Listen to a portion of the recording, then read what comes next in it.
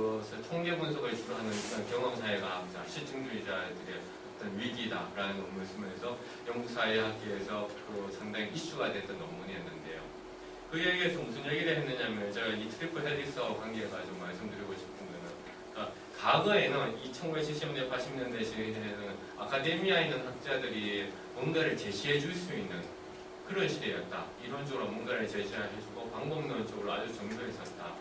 그러나 이 지금 90년대 IT 시대로 가면서 데이터들이 끊임없이 도출이 되는데 아카데미아에 있는 사람들은 이 데이터에 접근할 수 있는 그러한 여러 가지 그 기회가 별로 없다는 거죠. 기회가.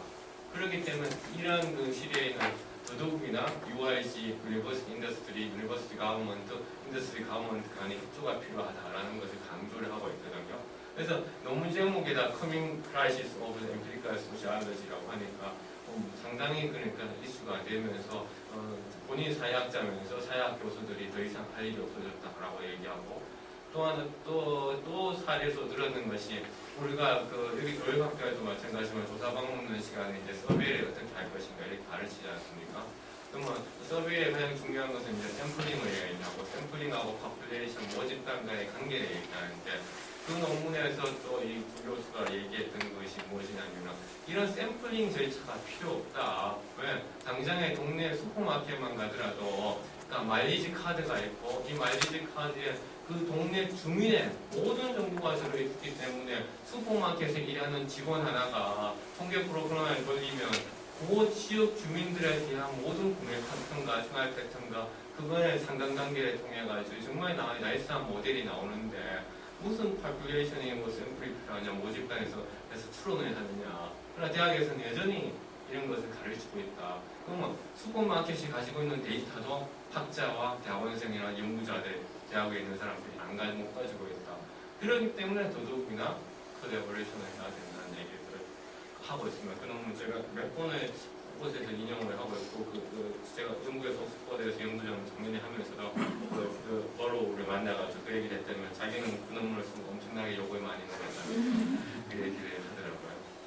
하여튼 그래서 지금 이거는 이제 앞서 얘기했던 게 2차원 측면에서 이제 정했는 건데 3차원 측면에서 이 트리플 헬릭스 그래서 한번 어제 그 강의하셨던 그 트리플 헬릭스 지수를 가지고 엔트로피 기어를 가지고 이제 세우는 거죠. 그래서 마이너스 값이 될수록 이제 더욱더 역동성이 많이 일어나는 그런 지표가 되더라고요.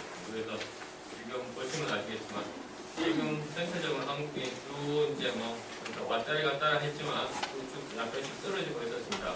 90년대 중반부터 90년대 중반부터 떨어지고 있었습니다. 특히 70년대에 좀 강했다가 또 80년대에 갔다가 중간점에서 90년대 중반부터 그리고 대충 스태추 그러니까 여기 대충 정체되어 있다가 그 다음에 90년대 중후반부터는 갑자기 확 떨어지고 있습니다. 확 떨어지고 있습니다. 이 도표를 보면서 그러니까 항상 우리가 롱기튜디널 데이터를 보는 이유는 각각의 그러니까 우리가 가지고 있는 특징이라든가 그런 패턴들이 보였기 때문인데 가장 문제가 여기에서 왜 이런 현상들이 일어나냐면은 이제 앞서 제가 말씀드렸던 이 정책에서 말씀드렸던 것이 90년 중반 이후 BK가 시작되고 또 연구의 국자가 시작되면서부터 한국에서 그러니까 대학 사이즈가 엄청나게 커져버렸다는 거죠. 대학에서 생산되는 제품 우리가 좀 알고 지나가야 되겠습니다. 이 표에서 보면 마이너스 20, 40, 마이너스 60 이렇게 돼 있는데 어저께는 U라는 밸류를 가지고 얘기를 했으면 0.2뭐 0.4 이렇게 있습니다. 오늘은 저걸 알아야 의미가 있을 것 같은데 20, 40 이런 게 무엇을 의미하는지 잠시 설명을 해주세요. U라는 그 값도 그러니까 이게 지금 T가 뭐에 뜻하느냐면 이제 트랜스미션을 뜻하는 거거든요. 트랜스미션을 뜻하는 거고 그래서 이 T 값이 이제 저희들이 이제 그러니까 파저티브 양수로 가느냐 그다음에 음수로 가느냐 이렇게 보고 있고요. 그러니까 U라는 것도 마찬가지로 이제 T 값을 의미하는 것이거든요. 그래서 U라는 건 T 값을 의미하는 거였고 그다음에 이거는 이제 인포메이션 티어리에서 나왔다 보니까 사실은 이제 마이너스 40인데 메가비트 그러니까 비트라는 그러니까 정보 양을 뜻하는 거거든요. 그래서 그 유니버시티하고 인더스트리하고 가버먼트 저자들의 오너십 있는 것을 봤을 때 정보가 서로만큼 얼마만큼 교류되어 있느냐. 그래서 마이너스 25비트 근데 U라는 값도 말하는 것은 이제 표현에 달려 있는 것인데 이제 T 값을 이 정보의 양을 측정한 거라는 거 그런 생각을 좀 말씀드리고 그래서 It is the same as yesterday, the mu. Yeah, it's precisely the same. you understand Korean.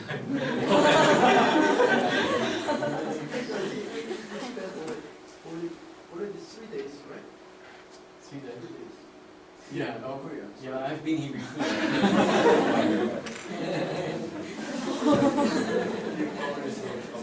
Article in Korea with the best part. So let's continue. 그거는 이제 그 뭐냐 한국어를 한국 사람들이 좀 알 수 있도록 좀 소개시켜주면 좋겠다 그래가지고 제가 대신 번역 정리해서 영어로 쓰는 부분 한 편에 했습니다.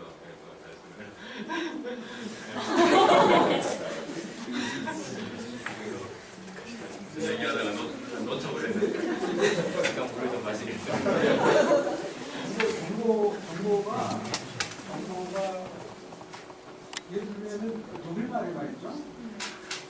정보라는 게 이제 인포마티브라는 말이 있거든요. 예.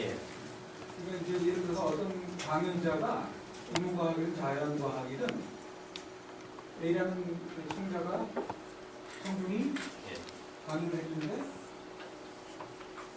지금도 그 아주 대학가에서는 강연이 참 나에게 참 유용했다. 내가 앞으로 유용을 쓸 수 있겠다 하면 das war sehr informativ. 근데 이제 여기서 약간 T를 이야기할 때 컨디션을 얘기할 때 인포마티브하고 non 인포마티브 같은 그런 기준은 없습니까? 그냥 사전에 다 좋은 그 말씀이신데 일단 여기는 이제 데이터가 인포메이션 트랜스미션의 기준을 주 저자가 같이 공저를 했느냐라는 SCI 논문을 가지고 분석을 했는 거고 만약에 말씀하셨던 두 명이 뭐 강의를 같이 했느냐 직장 생활을 같이 했느냐 그래서 분석의 단위를 달리 한다면 이게 또 여러 가지 또 값들이 나올 수가 있는데 여기에서는 일단 SCI 논문 공저 그러니까 대학에 있는 연구자하고 그 다음에 정부 출연인 연구소에 있는 GRI 연구자와 같이 논문 공저를 했느냐를 가지고 된 거고 SCI 논문 데이터를 이용하는 이유는 이제 앞서 말씀드렸듯이 이런 롱기튜디널한 분석이 가능하고 그러니까 예를 들면 우리 한국의 모 방송국에서 인터넷상에서의 그 테러에 대한 홍익 광고 업무가 있었어요.